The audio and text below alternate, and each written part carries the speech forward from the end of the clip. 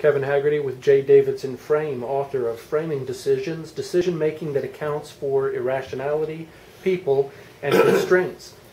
David, in Chapter 6, you deal with people as decision makers, and you've identified various human factors that affect decision-making, and 6 of those stand out. Could you say a few words about those human factors? Sure, Kevin. I basically take a look at 6 human factors that influence the way people make decisions.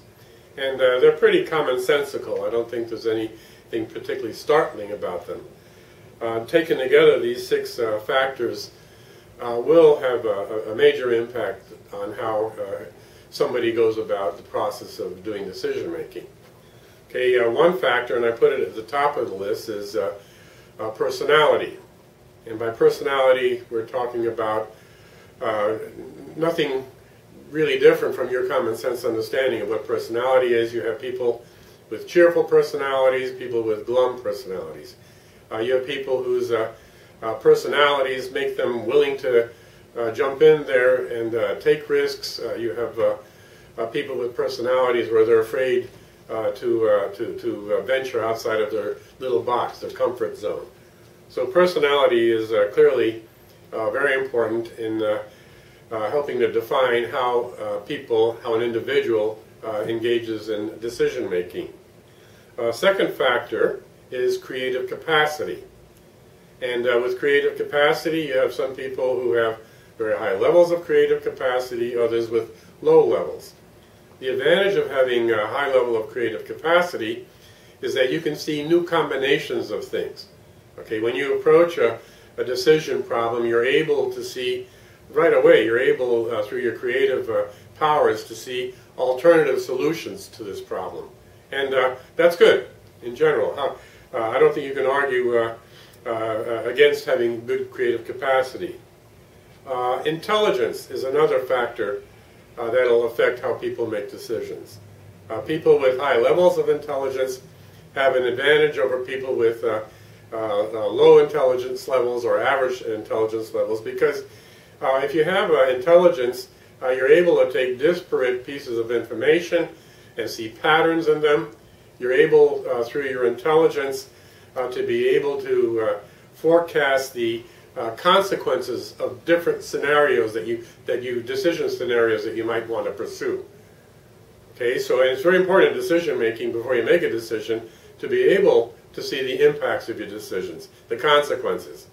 And smart people have an easier time with that than average people. Okay, fourth factor, human factor that affects how people make decisions is competence and capability. And what we're saying here is, are you any good at what you do? Okay, competent people can behave in a consistent fashion. The things they do, their behaviors that they have, are basically directly focused on dealing with the decision issues. They're not off on a tangent somewhere. If they're capable, that means they have the knowledge, skills, and abilities to figure out what are effective ways of approaching a decision. Cognitive state is basically when you talk about someone's cognitive state, you're basically saying how do these people perceive the world around them. Okay, all of us have eyes, we have ears, we have nose, and so forth. We have our 5 senses that we can use to perceive the world, but each of us on a personal level sees things a bit differently, and we want to make sure in decision making that the person doing the decision making, say on our behalf, has a good healthy view of how the world functions. We don't want them to have some kind of a distortion of how the world really is really carried out. The world really moves forward. Finally, psychological state is looking at people's state of mind. Okay, and if you take a look at psychology, a lot of psychology focuses on certain deviant or not deviant behavior, but you're talking about things like neuroses and psychoses. You're talking about people whose state of mind is not perhaps healthy. We want a decision maker. Again, we don't want them having a lot of psychological baggage when they make decisions. We want them to move forward with a good, healthy approach to the decision-making task at hand. Okay, so these are some human factors that the chapter takes into account, human factors that play a role in decision-making. And it appears that the most significant is personality. Right. I see in Chapter 6 you break personality into three essentials: propensity toward risk, openness to change, and judgment acumen. Could you say a few words about each of these, please? Yeah, sure. The propensity to risk is an important personality factor, and what we're looking at here when we talk about propensity to risk is the decision maker bold enough to go out and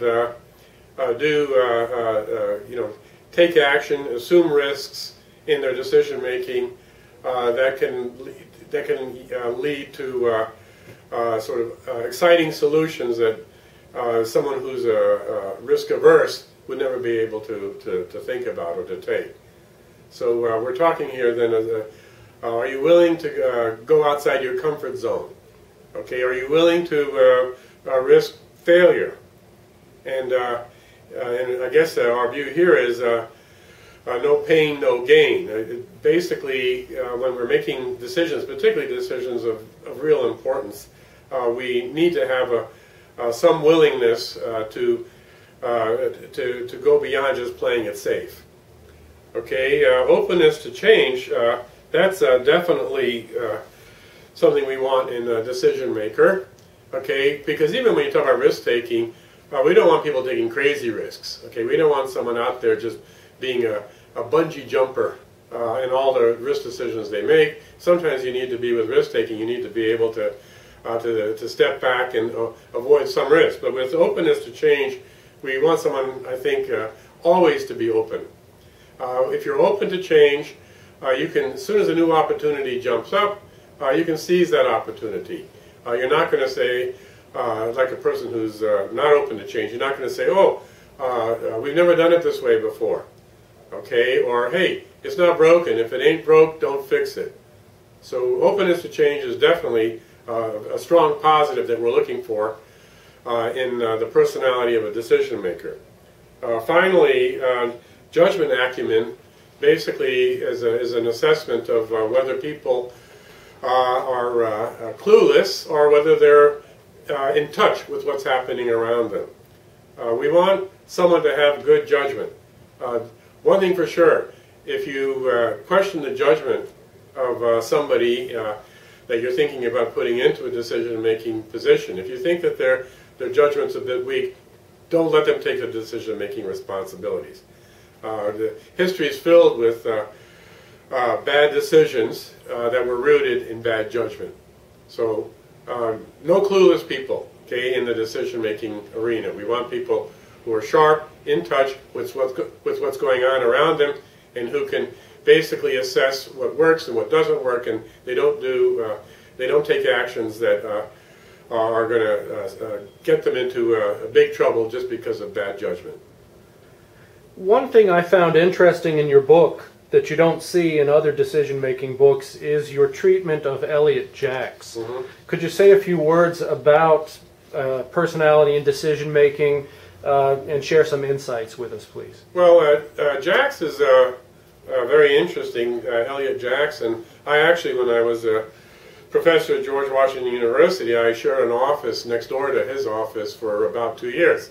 So I was very fortunate to actually know him personally back during my GW days. But Jacques takes a position that's politically incorrect, I guess you'd say, because he believes that people's decision-making capabilities have a strong inborn characteristic, trait to them. Okay, that not everyone is born a leader, excuse me, not everyone is born a decision maker, that he has this concept called time span of discretion, which is the key to, in his view, of determining who will be good at making high-impact, long-term decisions versus short-term thinkers. So time span of discretion really is talking about your decision-making horizon. Okay, how far out into the future can you see? And he points out that there are many people who really can't see beyond a day or two. And you can tell that in their work, the work that they do. Basically, they're comfortable in assignments that last a half a day or a couple hours or a day or 2 days. Anything that goes beyond a couple of days, they start getting uncomfortable. They have a very short time span of discretion. On the other hand, you'll have visionary leaders. I believe Winston Churchill was one of the people that he identified had a very long time span of discretion. They're able to see into the future quite a ways, and consequently they're able to make decisions that bear on things that go far into the future, not just on factors and issues that affect us day by day. One final point is he actually came up with ways of measuring time span of discretion.